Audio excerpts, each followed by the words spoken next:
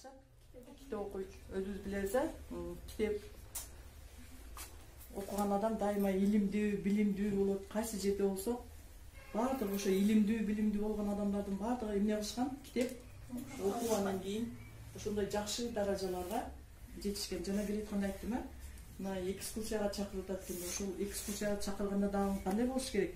Илимдүү, билимдүү балдар болуш керек. Сиз билесиңер, эң жакшы билесиңер. Мына биздин эң көрүнүктүү дүйнөнү дүңгүрөтүп аткан Айсулуу Тыныбекова деген спортчубуз бар. Ал дагы айтат. Спортко бир гана эмне эмес, күч керек эмес, эмне керек дейт? Акыл дагы керек дейт. Акылың жок болсо каякта жетесиң?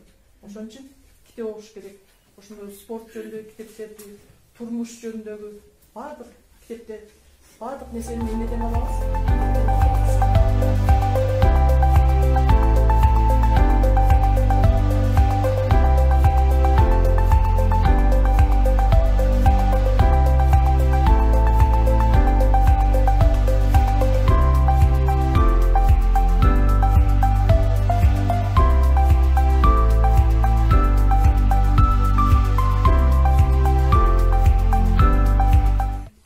Бозат бир топ жолду баскансыйт.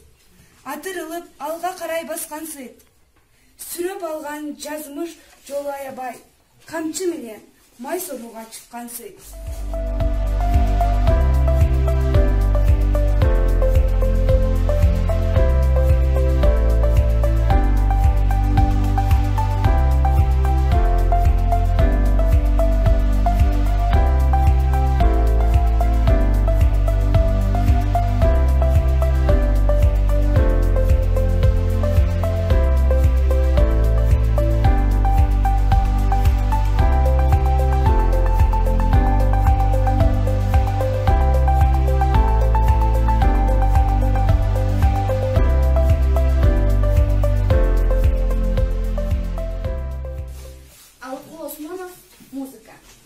Мен суу ичпейм, таңдай катып турганда, мен нан жебейм, алдан тайып курганда.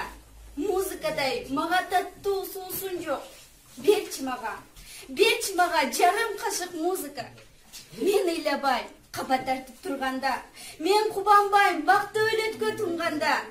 Дарым ушул кайгы жана шаттыкка. Берчи мага жарым уртам музыка. Эмнелер жок бул дүйнөдө жарыкта. Не бир сонун, не бир кымбат асылба. Мен кетерде ошончонун ичинен сагынарым, эң аярым, эң кымбатым музыка.